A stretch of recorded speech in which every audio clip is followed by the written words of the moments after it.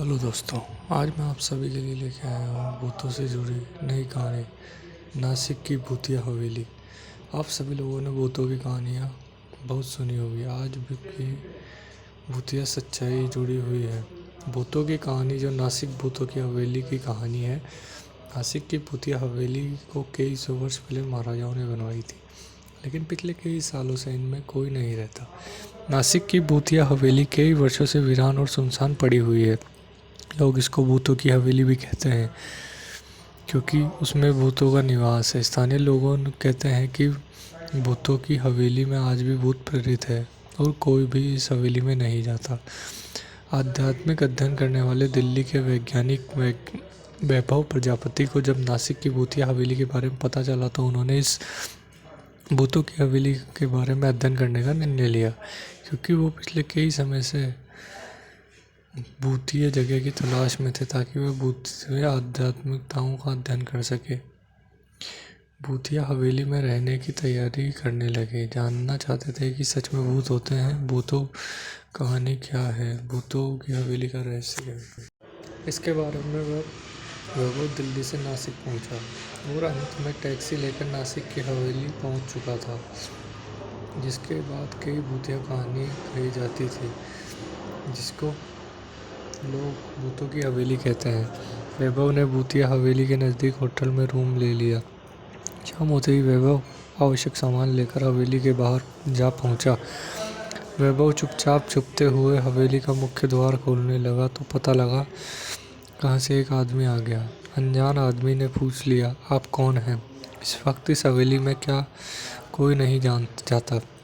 वैभव उस आदमी को देखा और सामान्य होते हुए उस आदमी से पूछा, हेलो, आप कौन हैं? अनजान आदमी बोला, मैं हरीलाल, यहाँ पास ही में मेरा घर है। मैं यहाँ से जा रहा था, तभी आपको देखा और यहाँ आ गया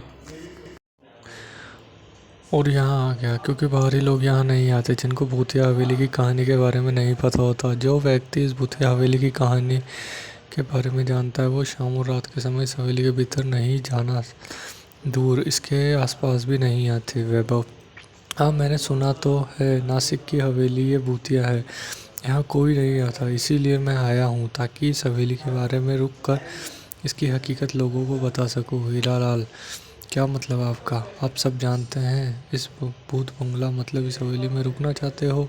वैभव, जी हाँ, आपने सही सुना, मैं रात में रुकने वाला हूँ। हीरालाल, आप मेरी बात मानो, अभी यहाँ से वापस लौट जाओ। इस भूतिया हवेली में जाने वाला कोई भी वापस लौटकर नहीं आता और आपको तो इस हवेली की कहानी के बारे में पता है। हीरालाल, पूरी बात सुनकर वैभव बहुत खुश हो गया क्योंकि आध्यात्मिक अध्ययन करने के लिए ऐसे मौके की तलाश थी और वह मौका आज उसको मिल गया।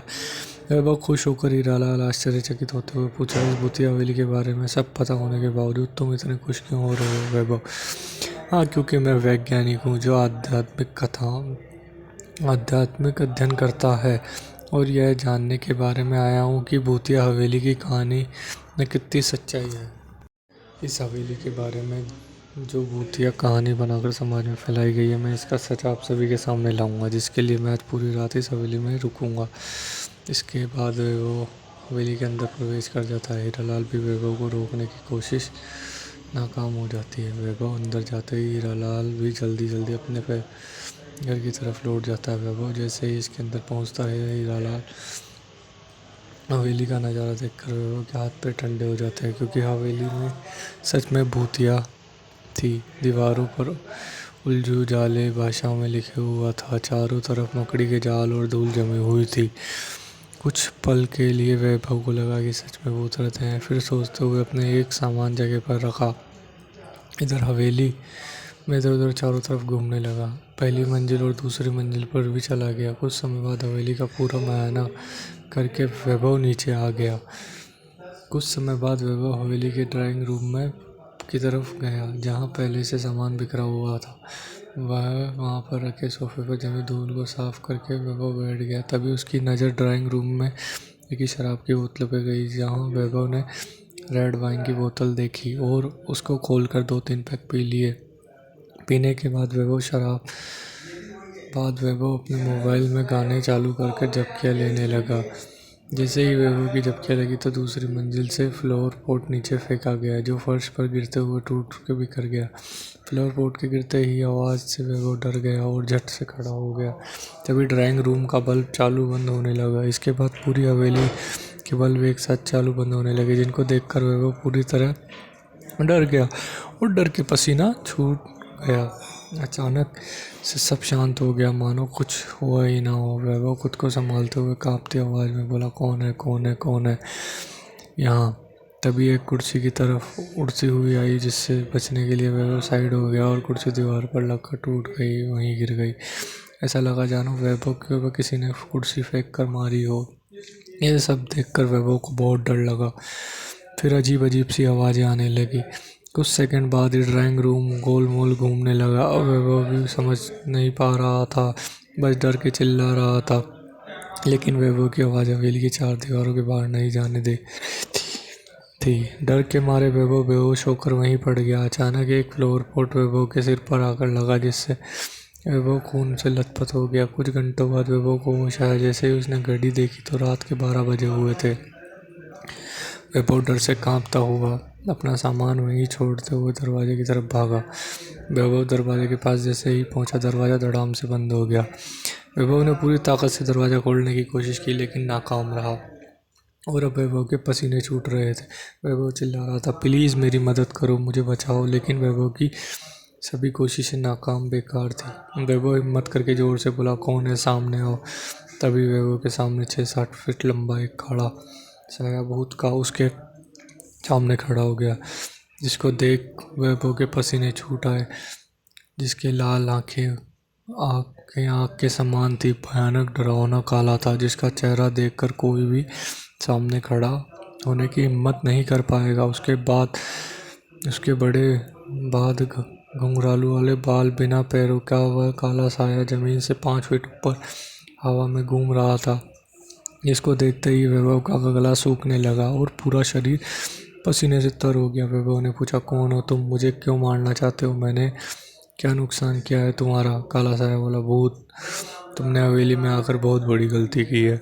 अब तुम्हारा मरना तय है। अब तुम जिंदा नहीं बच सकते। मैं सबको मार दूंगा, किसी को भी इस हवेली में नहीं रहने दूंगा। वैभव, हकीकत तुम सबको मारना क्यों चाहते हो? इस हवेली में ऐसा क्या है जिसके लिए तुम सभी की जान ले लेते हो?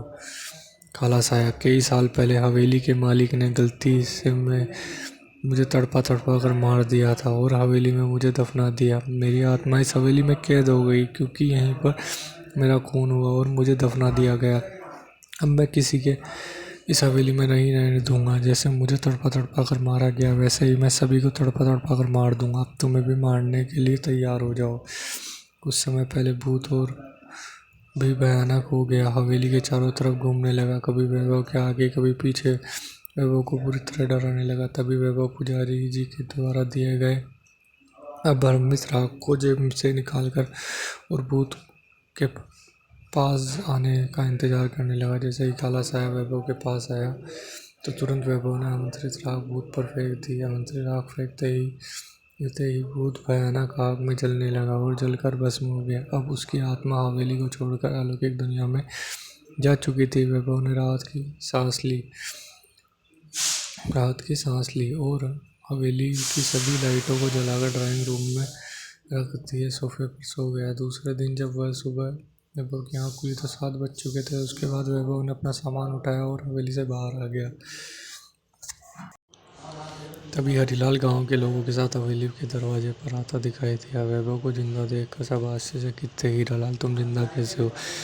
जो रात के समय हवेली में रुकता हुआ कभी वापस नहीं आया। हीरालाल आगे आके कुछ बोल पाता उससे पहले ही वैभव ने हीरालाल की बात काटते हुए कहा, इस हवेली में अब कोई भूत नहीं है। जो यहाँ था वह जा चुका, अब उसकी मुक्ति हो गई। हीरालाल, जा चुका, मुक्ति हो गई, क्या मतलब? वैभव ने हीरालाल समेत सभी लोगों को भूतिया हवेली की रात की बातें बताई और अब कहा हवेली पूरी तरह सुरक्षित है। आपको हमारी ये भूतिया स्टोरी कैसी लगी, प्लीज़ हमें कमेंट करके ज़रूर बताएं। और ऐसी ही भयानक कहानियाँ सुनने के लिए आप हमारे चैनल को सब्सक्राइब करें और चैनल को लाइक करें। Thank you.